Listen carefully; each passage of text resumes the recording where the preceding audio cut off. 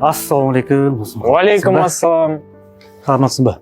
Шүкір. Жаңа көлігің құтты болсын. Ой, рахмет. Серік, не істеп жатсың сен? Мына қызыл шүберекті не үшін тағып қойдың? Соны да білмейсің ба? Міне жаңа көйлек алдым. Соған көз тимесін деп байлап қойдым. Қызыл шүберек жамандықтан қорғайды дейді, естімедің ба не?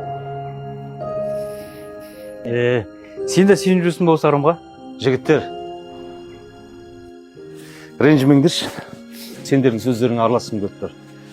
Мына қызыл шүберек туралы бір ескі әңгіме айтып берсем. Айтыңыз, тыңдап тұрмыз.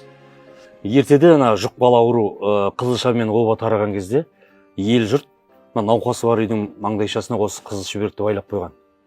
Ол неге? Ол біздің үйде ауру адам бар. Кірмеңдер дегеннің белгісі. Яғни ол ескерту үшін ғана ма? Дәл солай.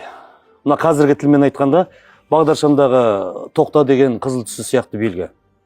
Енді ол адамдарды жамандықтан емес, жұқпалы дерттен сақтандырғандағысы.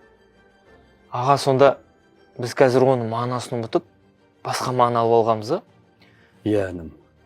Мына қызыл шүберек байлаған көліктердің барлығы мүлдем жол апатына түспейді деген кепілдік жоқ. Ал егер осы қызыл шүберек мені тіл көзден сақтайды десеңдер, ол дінде үлкен күнә. Қызық екен.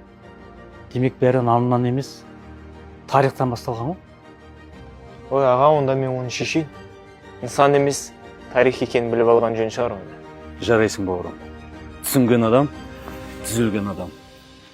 Ал жігіттер, жақсы мен кеттім. Жақсы аға. Жақсы.